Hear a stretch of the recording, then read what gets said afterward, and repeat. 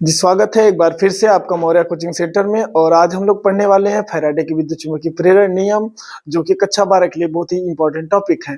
तो चलिए बिना देर किए हम लोग शुरू करते हैं अपने इस टॉपिक को।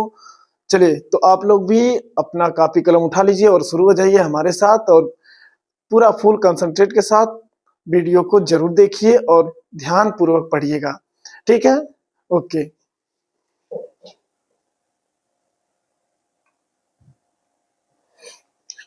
चलिए, तो आज हम बात करने वाले हैं फैराडे के विद्युत चुंबकीय प्रेरण नियम की। तो देखिए, फैराडे के विद्युत चुंबकीय प्रेरण नियम दो थे हैं, ठीक है। और हम लोग पढ़ने वाले हैं, इसमें सबसे पहला नियम आ जाता है फैराडे का। अब बात कर लेते हैं कि आखिर इन्होंने किस पर दिया था नियम। तो आपको बता दें कि फैराडे का जो विद्युत चुंबकीय प्रेरण नियम है, यह बिना किसी अन्य बैटरी स्रोत के केवल मैग्नेट और कॉपर के तार के द्वारा उत्पन्न विद्युत वाहक बल के आधार पर, प्रयोगों के आधार पर इन्होंने अपना मत प्रस्तुत किया, अपना प्रयोग किया। और उस प्रयोगों के आधार पर इन्होंने बताया कि अगर किसी विद्युत परिपथ में चुंबकीय फ्लक्स में परिवर्तन हो रहा है तो उसमें एक प्रेरित विद्युत वाहक बल उत्पन्न हो जाता है, और यह प्रेरित विद्युत वाहक बल जो होता है यह चुंबकीय फ्लक्स में परिवर्तन की ऋणात्मक दर के बराबर होता है। केवल इतना सा ही इनका नियम है कि जब किसी परिपथ से बद्ध चुंबकीय फ्लक्स में परिवर्तन हो रहा हो तो उसमें एक, यानी कि परिपथ में एक प्रेरित विद्युत वाहक बल उत्पन्न हो जाता है। अगर परिपथ बंद है तो उसमें एक धारा भी प्रवाहित होने लगती है, और यह जो चुंबकीय फ्लक्स में परिवर्तन के कारण प्रेरित विद्युत वाहक बल उत्पन्न हो रहा होता है, यह, इसको हम लोग ई से प्रदर्शित करते हैं। और ई बराबर होता है delta phi upon delta T. जी हाँ, ई बराबर होता है delta phi upon delta T. साथ में इसमें माइनस सिंबल लगा होता है। अब देखिए, बात आती है कि आखिर माइनस क्यों लगाया गया। तो माइनस केवल बताता है कि जो चुंबकीय फ्लक्स में परिवर्तन हो रहा है यह प्रेरित विद्युत वाहक बल का विरोध कर रहा होता है, ठीक है ना। और इसका हम एक डेमो क्लास देखते हैं। ध्यान दीजिएगा, आपके सामने स्क्रीन पर एक छोटा सा एग्जांपल है। यहाँ पर हमने एक कुंडली लगा रखी है और यहाँ पे एक हमारा पूरा विद्युत परिपथ बन चुका है। जैसे ही हम क्या करते हैं, इस मैग्नेट को, जो आपको दिख रहा होगा स्क्रीन पर, इस मैग्नेट को जब हम आगे पीछे करते हैं तो ये क्या करता है, चुंबकीय जो बल रेखाएं आपको लाइन दिख रही है, इसमें डिफरेंस क्या होता है, परिवर्तन होता है। और जब इसमें चेंजेस होते हैं तो इसमें क्या होता है कि एक विद्युत वाहक बल उत्पन्न होता है। और यह विद्युत वाहक बल क्या करता है कि इसमें धारा को उत्पन्न करता है। और धारा उत्पन्न होता है तो आपको पता है इसकी बल्ब जरूर जलेगा। जब जब विद्युत फ्लक्स में परिवर्तन होगा तब तक इसमें धारा प्रवाहित होगी। तो हम लोग बात करते हैं, चलिए देखिएगा, हम लोग इस मैग्नेट को आगे पीछे करते हैं, ठीक है ना। तो देखिए, जैसे ही हम आगे पीछे करेंगे तो होगा क्या, इस बल्ब में थोड़ा बहुत जलेगा यह। तो देखते हैं, हाँ, तो देखिएगा यहाँ पर अगर हम इसको थोड़ा सा फास्ट करते हैं तो बल्ब थोड़ा और तेजी से जलता है। इससे यह पता चल जाता है कि जब जब चुंबकीय फ्लक्स रेखाओं में परिवर्तन होता है तो इसमें क्या होता है, विद्युत वाहक बल उत्पन्न होता है। और यही हम इस प्रकार से प्रयोगों के आधार पर फैराडे ने बताया कि चुंबकीय फ्लक्स रेखाएं जो होती है, चुंबकीय फ्लक्स में जो परिवर्तन होता है यह प्रेरित विद्युत वाहक बल के बराबर होता है। यानी कि हम कह सकते हैं कि ई बराबर डेल्टा फाई अपन डेल्टा टी, जैसा कि आप इस वीडियो। और हाँ, देखिए, एक बात और ध्यान दीजिएगा कि ये जो कुंडली, यानी जो आपको कॉपर की कॉइल दिख रही है, यह तार के फेरों की संख्या जितनी हम अधिक करेंगे इसमें उत्पन्न होने वाला जो विद्युत वाहक बल है उतना ही अधिक होगा, और जितना ही कम रहेगा उसमें उत्पन्न विद्युत वाहक बल उतना ही कम होगा। हालांकि हम देख लेते हैं, दोनों कुंडलियों को एक साथ ले लेते हैं।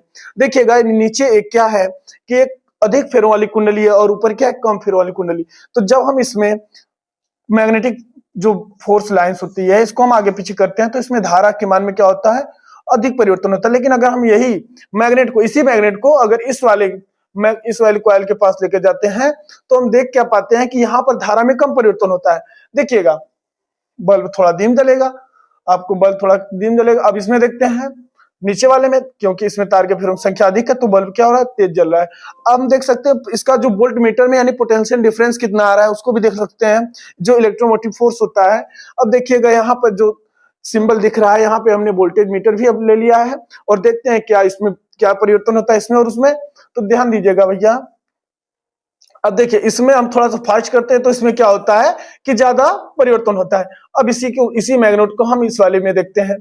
ध्यान दीजिएगा, इसमें देखिए, इसमें क्या हो रहा है, कम। इसको हम फास्ट कर रहे हैं लेकिन फिर भी क्या हो रहा है, कम चुंबकीय फ्लक्स परिवर्तन हो रहा है।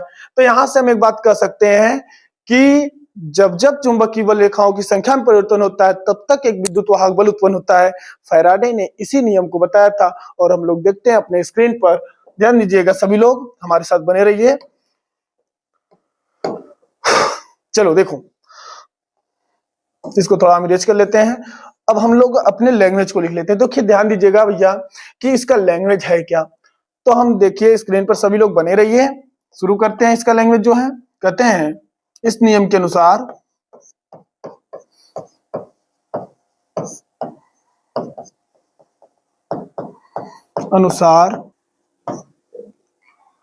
फ्लक्स में परिवर्तन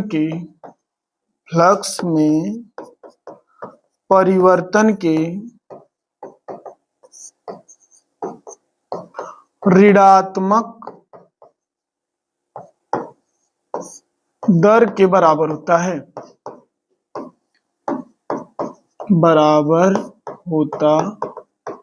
है। तो ध्यान दीजिएगा, ये जो इसकी लैंग्वेज है, इस नियम की, हमने बोर्ड पर लैंग्वेज को भी लिख रखा है।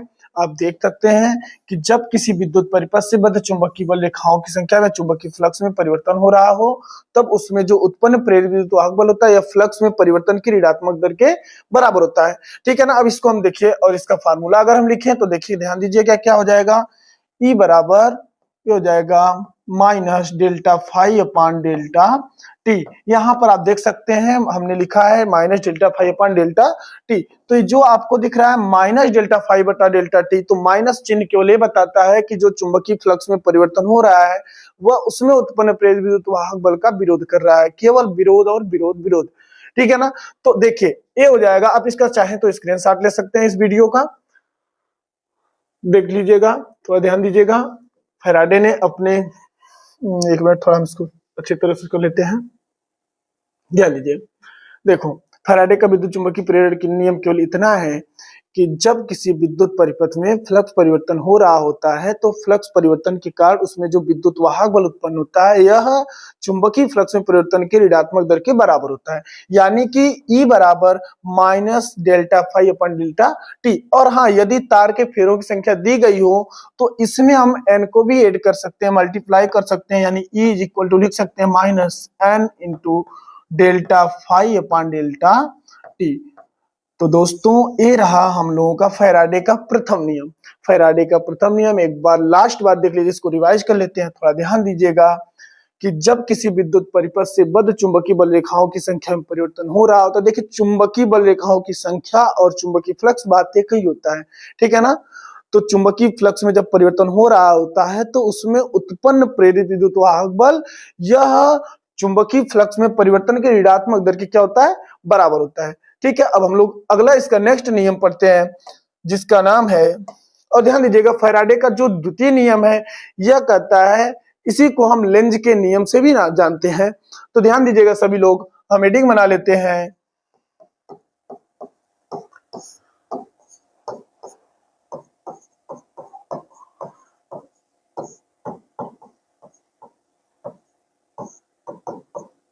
तो ध्यान दीजिएगा गाइस, चलिए देखते हैं।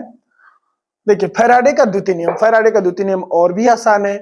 यह केवल ये बताता है, बहुत छोटा सा टॉपिक है, यानी जब भी किसी विद्युत परिपथ में जो उत्पन्न, या हम कह सकते हैं विद्युत चुंबकीय प्रेरण की घटना में जो उत्पन्न प्रेरित विद्युत वाहक बल होता है, उत्पन्न प्रेरित विद्युत वाहक बल हो या फिर प्रेरित धारा हो, यह हमेशा उसी का विरोध करती है जिसके कारण यह स्वयं उत्पन्न होती है। ध्यान दीजिएगा, बात को हमारी समझने की कोशिश करिए कि जो फैराडे का द्वितीय नियम है इसमें ये बात बताई जाती है कि विद्युत चुंबकीय प्रेरण की घटना में जो उत्पन्न प्रेरित विद्युत वाहक बल हो या फिर प्रेरित धारा हो, यह सदैव उसी कारण का विरोध करेगा जिसके कारण यह स्वयं उत्पन्न होता है। फिर से सुनिएगा, ध्यान से सुनिए।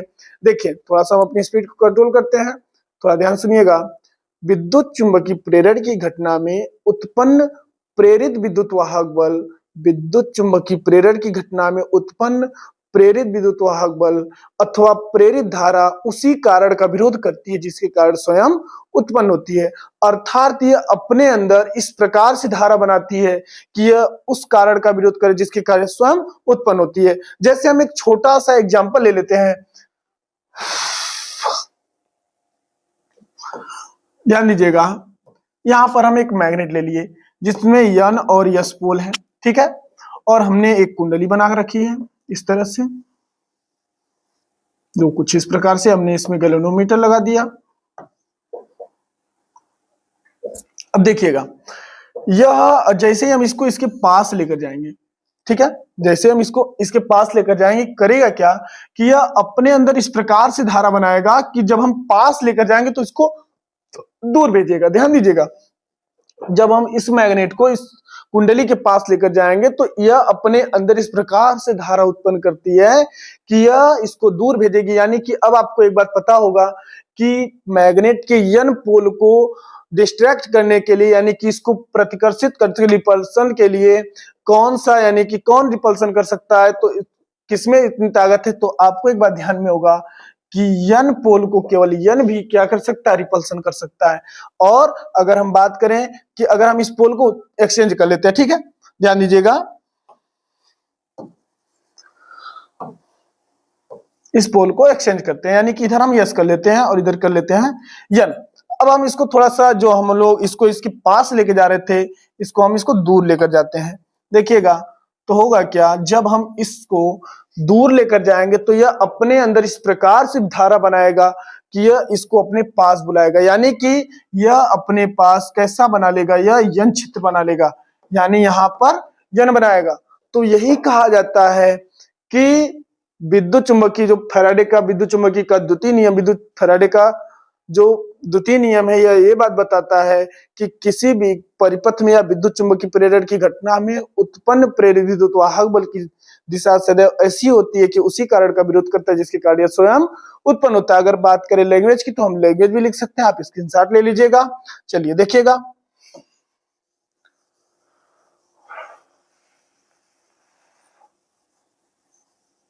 ध्यान दीजिए, बने रहिए हमारे साथ, नोट करते हैं, लिखते हैं इस नियम के अनुसार, इस नियम के अनुसार, देखिए इस नियम के अनुसार ये क्या कहता है, लिखेंगे स्वयं उत्पन्न होता है। चलिए, तो ये था हमारा लैंग्वेज। अब हम लोग बात कर लेते हैं एक बार दोनों नियम की, एक साथ हम रिवाइज कर लेते हैं, उसके बाद फिर आगे बढ़ते हैं वीडियो में। अब ध्यान दीजिएगा, फैराडे के विद्युत चुंबकीय प्रेरण नियम हम लोग पढ़ने के लिए शुरू किए हैं। अब आप लोग देखिएगा, फैराडे ने अपने प्रयोगों के आधार पर प्राप्त निष्कर्षों से दो नियम प्रस्तुत किए, जिसे हम फैराडे के प्रथम और द्वितीय नियम से जानते हैं। फैराडे का प्रथम नियम क्या कहता है कि किसी भी परिपथ में अगर चुंबकीय फ्लक्स में परिवर्तन हो रहा होता है तो उसमें उत्पन्न प्रेरित विद्युत वाहक बल, ध्यान दीजिएगा, जब किसी विद्युत परिपथ में चुंबकीय फ्लक्स में परिवर्तन हो रहा होता है तो उसमें उत्पन्न प्रेरित विद्युत वाहक बल चुंबकीय फ्लक्स में ऋणात्मक, चुंबकीय फ्लक्स के परिवर्तन की ऋणात्मक दर की क्या होता है, बराबर होता है। ध्यान दीजिएगा, किसी विद्युत परिपथ से बद्ध चुंबकीय फ्लक्स में परिवर्तन हो रहा हो तब उसमें उत्पन्न प्रेरित विद्युत वाहक बल फ्लक्स परिवर्तन की ऋणात्मक दर के बराबर होता है। अर्थात हम कह सकते हैं E बराबर माइनस डेल्टा फाई बटा के डेल्टा टी। माइनस चिन्ह क्या प्रदर्शित कर रहा है कि यह इसमें जो उत्पन्न प्रेरित विद्युत वाहक बल है वह बार बार फ्लक्स परिवर्तन का, उत्पन्न प्रेरित विद्युत वाहक बल फ्लक्स परिवर्तन का क्या कर रहा है, विरोध कर रहा है। विरोध विरोध विरोध, ध्यान दीजिएगा। फिर नेक्स्ट टॉपिक हमने जो बताया था फैराडे का द्वितीय नियम। फैराडे का द्वितीय नियम के अनुसार हम कहते हैं कि विद्युत चुंबकीय प्रेरण की घटना में उत्पन्न जो प्रेरित विद्युत वाहक बल होता है इसकी दिशा सदैव ऐसी होती है कि यह उसके उसी कारण का विरोध करता है जिसके कारण स्वयं उत्पन्न होता है। तो आप लोग इस टॉपिक को अच्छी तरह से तैयार कर लीजिए बोर्ड एग्जाम के लिए, very very most important topic है। तो इसी के साथ हमारी वीडियो फिर मिलते हैं हम अगले वीडियो में। धन्यवाद।